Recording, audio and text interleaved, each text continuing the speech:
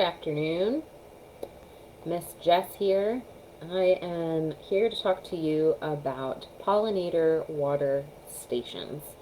So, the reason why we're doing this is because if you're interested in pollinators, you may already have a pollinator garden or pollinator plants in your garden, which is great.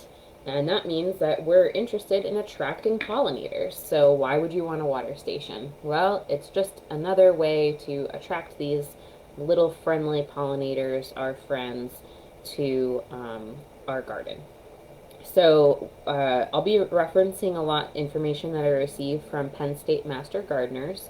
They visited the Spring Township Library last year and did a wonderful program on pollinator gardens, which was very helpful. And so was their online information. You can see my cat back there, sorry. She's all a bug. As well as the information that they have online available if you're trying to make a pollinator garden or register your pollinator garden. So a water station is actually something that I've wanted to add for a while, and this was great motivation to do it. So different pollinators that we'll visit likely will be butterflies and bees.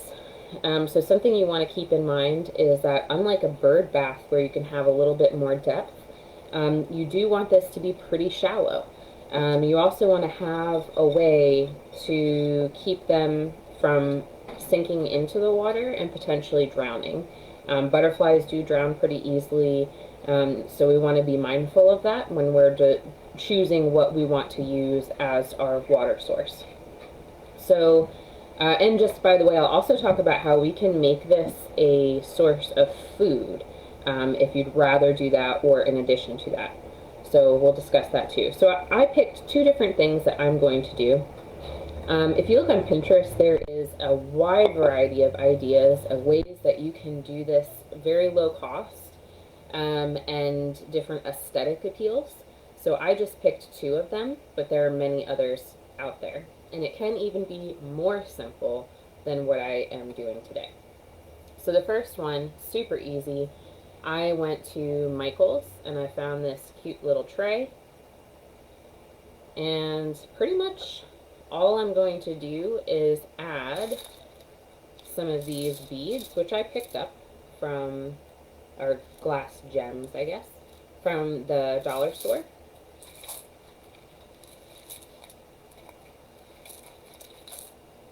Cut that open.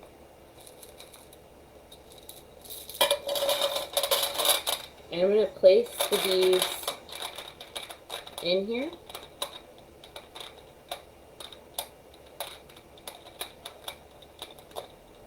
I kind of want them to be on the cute rounded side up here.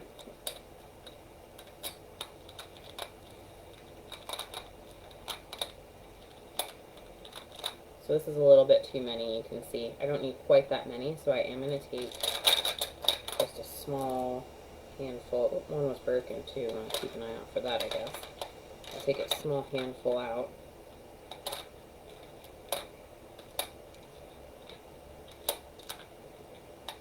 Okay. Now I'm going to use, because this is going out in my garden and it has kind of a thinner, I mean it gets wider at the bottom, so it will be okay. But just because I don't want my beads spilling out all the time, I won't have you suffer through watching me do all of these beads individually. But I am going to use a little E6000 glue to glue the beads down. And maybe you want to make it a little bit more fancy than I'm doing and kind of do a pattern or something like that with the beads. If you do, hey man, you do you. That's great. I'm just going for a little bit more of a, I threw them in here kind of look. And I will glue these down so that they're secure. The other thing I might do, I just bought this yesterday and I hadn't really decided yet. I think once I glue these and it dries, I am going to spray a clear coat on it, just because this is like a tin or something like that, and I don't want it to rust out. So I will likely spray a coat of that before I put it outside. And again, we want this to be shallow, so we're going to put only a little bit of water in it, but then the addition of the beads allows there to be a place for our little insect friends, our bees, our butterflies, to land on and drink the water while they are safe above the water, okay? So that's the idea. The other thing you want to keep in mind, which the Master Gardeners program brought out, is that we don't want this to be sitting water during mosquito breeding time during the summer months. So we want to change the water at least 2 or 3 times a week. During the hottest days, like we've been getting recently, this is probably going to dry up pretty quick, like faster than 2 or 3 times a week. So you might just want to go out, especially if you're checking on your plants and watering them as you do when it's very hot out. Just take a look in here as well. But yeah, we don't want mosquito breeding ground. So if you do have water that's standing in here, make sure that you're changing it out frequently so that you don't encourage mosquito breeding. Okay? Now, my other thing I'm going to do, my other option that I liked, is I grabbed a pot and a pot tray, okay? But you'll notice I kind of went up a little bit in the pot tray. This is not the pair that came together. I'm mismatching here. So I'm going to have my pot upside down, and I'm going to use my E6000 glue again, and I'm going to glue the tray on top so that we get a nice little feeder or water station. Now I want it to be kind of centered if possible, so I'm thinking that the easiest way to do that is to apply the glue here to the rim. Good thing about this is that because it is a pot liner, you won't have to do like a clear coat or anything like that. You won't have to worry about that. Here we're just worried about getting these two connected so it's not constantly falling off, okay?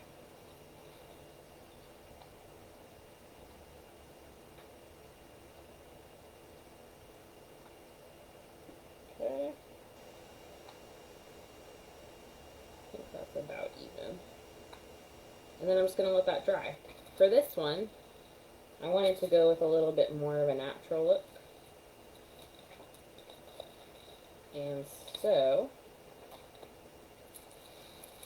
I got some stones here. Maybe you just have some in your garden. I do have a larger round stone, and I am going to place that, I think, in the center just to add a little bit more weight to this. So I'm just going to add some rocks here. And just as a note, I'm showing you how I'm putting it in here. I'm probably going to rinse these pretty well before I offer them in the feeder for our pollinating friends, but just for the sake of seeing. So this is what it looks like. And I think what I'm going to do, I kind of wanted to wait until I had the base on and it dries, but I think I am just going to probably paint this or do a little bit of a design, maybe draw some butterflies, paint some butterflies or bees or something on there once it's done. And I can always post, I'll be posting what these look like out in my pollinator garden later. Okay, so that's really about it. The other, some other really great simple ideas I saw was using a tomato cage in your garden and placing a shallow plate on top. You can, again, you want to put either rocks or something like these glass gems in there, again, because we're giving them a place to rest without drowning. So that's another good idea. I also saw somebody made a wired rim, almost like, you know, those wire steak cup holders that you can do outside, like next to a chair, kind of like that, except they put a little bowl in it, again very shallow, and filled that with water. So I thought that was kind of cute. If we want to turn these into a food source, we can do that a couple different ways. One way is you just leave the water and you add slices of fruit. Butterflies love fruit. They love fruit juice. They're going to be attracted to that. So you can do that. Another option is to do your own homemade butterfly food, whether you're using fruit juice or a sugar water substance. or liquid, and you're going to use a sponge or half of a sponge and simply make sure that it's damp and rest it inside your dish. And that can be another source. If you go to a butterfly atrium, these are all different tools that you'll see to attract the butterflies to go to a certain place. They'll use fruit, they'll use sponges like so, in shallow dishes, and they will have water as well in shallow dishes to make sure the butterflies do not drown. So that's about it. I think it's pretty nifty. I think this one is going to turn out really cute. I'll post the end result of what it's going to look like in my garden. The colors on this match another little decoration I have in my garden. So I'm excited about that. Again, I found this at Michael's. They have a lot of stuff on sale right now, so if you wanted to go check it out, you could. And I will do a clear coat, and hopefully that will keep it nice and shiny and not rust out. So, all right, if you have any questions, feel free to post them. I will also post a link for the Master Gardener's website so that you have a reference point. And like I said, there's lots of ideas on Pinterest if you want something in a different aesthetic to match your particular garden, your particular style. There are tons of ideas out there. We just want to keep in mind, again, those very basic things. It must be shallow. You want to have rocks or something like these gemstones in there to keep these beautiful insects from drowning. And you do not want the same standing water in there during mosquito breeding season. You want to change it out on a regular basis. All right, I hope your pollinator garden efforts go smoothly and you get lots of friends visiting your garden soon. Bye.